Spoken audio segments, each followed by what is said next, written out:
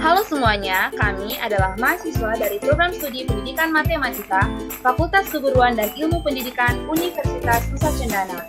Kami dari kelompok 3 akan mempresentasikan materi mengenai bentuk-bentuk korupsi. Untuk itu, mari kita saksikan bersama. Bentuk-bentuk korupsi menurut Jeremy Cope. Yang pertama, berkhianat, subversi, transaksi luar negeri ilegal, dan penyelundupan. Yang kedua, menggunakan uang yang tidak tepat, memasukkan dokumen dan menggelapkan uang, mengalirkan uang lembaga ke rekening pribadi, menggelapkan pajak, serta menyalahgunakan dana. Yang ketiga, menggelapkan barang milik lembaga, organisasi anggaran pemerintah, menipu dan mencuri. Yang keempat, menyalahgunakan wewenang, intimidasi, menyiksa, penganiayaan, memberi ampun dan gerasi tidak pada tempatnya. Kelima, menipu dan mengecoh, memberi kesan yang salah, mencurangi dan memperdaya, dan memeras. Yang keenam, mengabaikan keadilan, melanggar hukum, memberi kesaksian palsu, menahan secara tidak sah, dan menjebak. Yang ketujuh, tidak menjalankan tugas, deserti, hidup menempel pada orang lain seperti kenal. Yang kedelapan, penyuapan dan penyogokan, memeras dan mengutip pungutan, dan meminta komisi. Yang kesembilan, menjegal pemilihan umum, memasuk kartu suara, membagi-bagi wilayah pemilihan umum agar bisa unggul. Dan yang ke-10, menggunakan informasi internal dan informasi rahasia untuk kepentingan pribadi dan membuat laporan palsu. 11.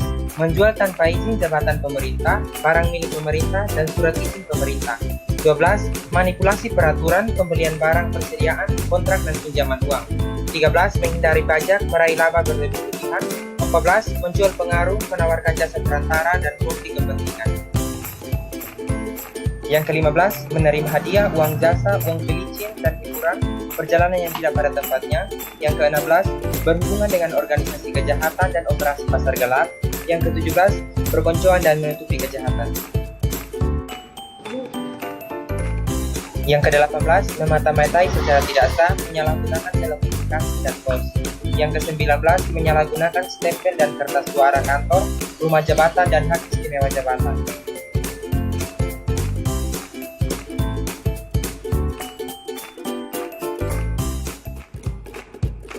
Bentuk-bentuk korupsi berdasarkan tingkatnya. Yang pertama, pengkhianatan kepercayaan. Pengkhianatan kepercayaan adalah bentuk korupsi paling sederhana. Semua orang yang berkhianat atau mengkhianati kepercayaan atau amanat disebut koruptor. Yang kedua, penyalahgunaan kepercayaan. Korupsi ini merupakan korupsi di tingkat menengah. Penyalahgunaan kepercayaan ialah segala bentuk penyimpangan yang dilakukan melalui struktur kekuasaan. Yang ketiga, penyalahgunaan kekuasaan. Korupsi ini yang merupakan yang paling berbahaya karena dilakukan untuk memperoleh keuntungan materi baik bagi diri sendiri maupun orang lain. Undang-Undang Nomor 31 Tahun 1999 dan Undang-Undang Nomor 20 Tahun 2001 tentang Pemberantasan Tindak Pidana Korupsi mengatur bentuk-bentuk tindak pidana korupsi. Secara ringkas, perbuatan tersebut dikelompokkan menjadi: yang pertama, merugikan keuangan negara; yang kedua, suap menyuap atau istilah lainnya yaitu sogokan atau pelicin; yang ketiga, penggelapan dalam jabatan; yang keempat, pemerasan; yang kelima, perbuatan curang; yang keenam, benturan kepentingan dalam pengadaan; dan yang ketujuh, gratifikasi atau istilah lainnya yaitu pemberian hadiah. Selanjutnya, 7 tipologi korupsi menurut Khairuddin. Yang pertama, korupsi transaktif, yaitu korupsi yang terjadi atas kesepakatan di antara seorang donor dengan resipien untuk keuntungan kedua belah pihak. Yang kedua, korupsi ekstorsif, yaitu korupsi yang melibatkan penekanan dan pemaksaan untuk menghindari bahaya bagi mereka yang terlibat atau orang-orang yang dekat dengan pelaku korupsi.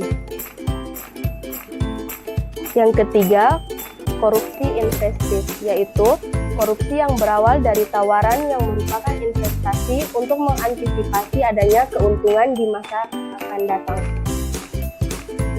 Yang keempat, korupsi nepotistik, yaitu korupsi yang terjadi karena perlakuan khusus baik dalam pengangkatan kantor publik maupun pemberian proyek-proyek bagi keluarga dekat. Yang kelima, korupsi otogenik, yaitu korupsi yang terjadi ketika seorang pejabat mendapat keuntungan karena memiliki pengetahuan sebagai orang dalam tentang berbagai kebijakan publik yang seharusnya dirahasiakan. Yang keenam, korupsi suportif, yaitu perlindungan atau penguatan korupsi yang menjadi intrik kekuasaan dan bahkan kekerasan. Dan yang ketujuh, korupsi defensif, yaitu korupsi yang dilakukan dalam rangka mempertahankan diri dan pemerasan. Berikut bentuk korupsi sederhana. Yang pertama, menyepelekan uang pembelian.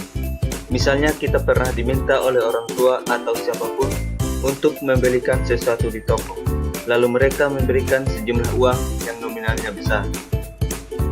Ketika berbelanja, ternyata ada uang kembaliannya.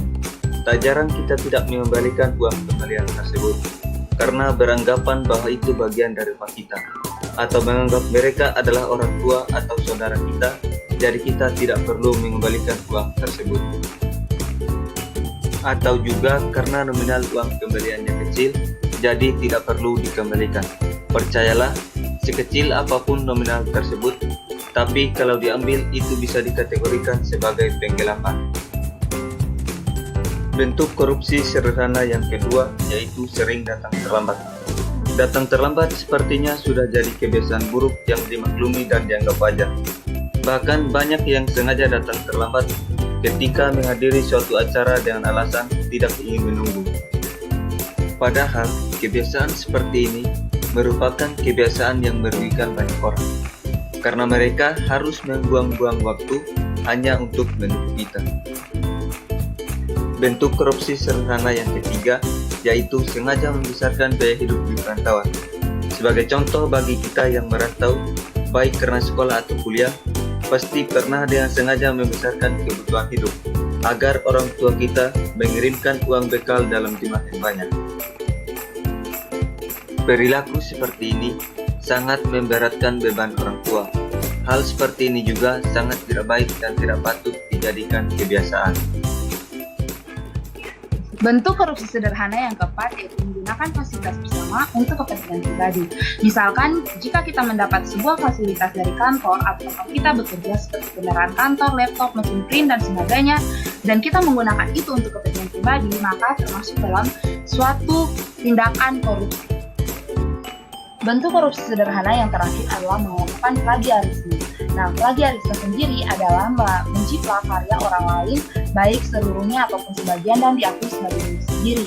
Nah, untuk itu, jika kita melakukan pengutipan pada karya seseorang, sebaiknya kita mencantumkan nama dari si pemilik karya.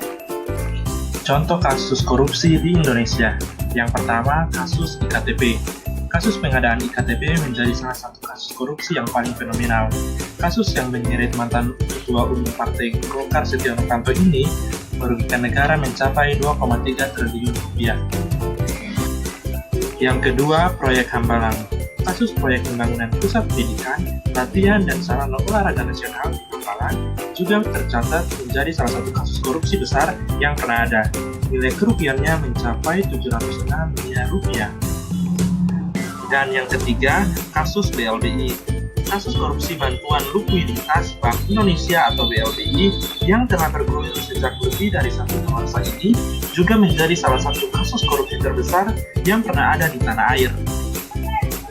Menurut keterangan KPK, kerugian negara akibat kasus mega korupsi ini mencapai 3,7 triliun rupiah.